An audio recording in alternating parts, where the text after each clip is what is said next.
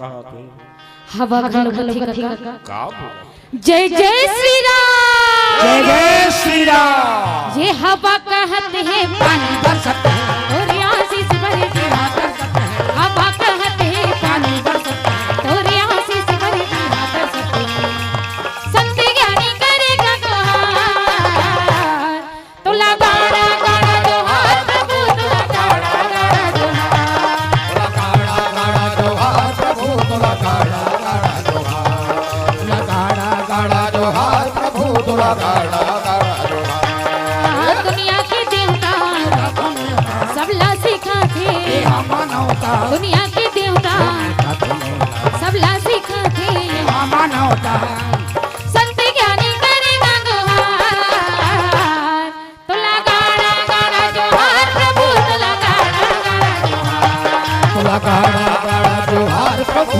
तुला गाड़ा गाड़ा जोहार तुला गाड़ा गाड़ा जोहार प्रभु तुला गाड़ा गाड़ा जोहार तुला गाड़ा गाड़ा जोहार प्रभु तुला गाड़ा गाड़ा जोहार।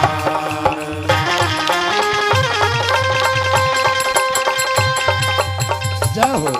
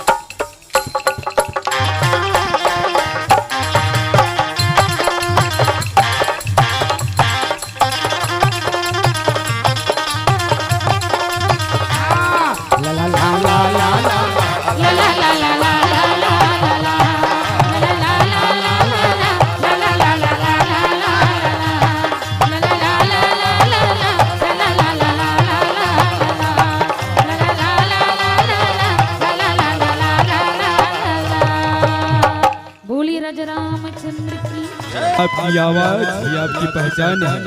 जी हाँ, यदि आप अपनी आवाज को एक नया आयाम देना चाहते हैं तो चले आइए डिजिटल रिकॉर्डिंग की ओर।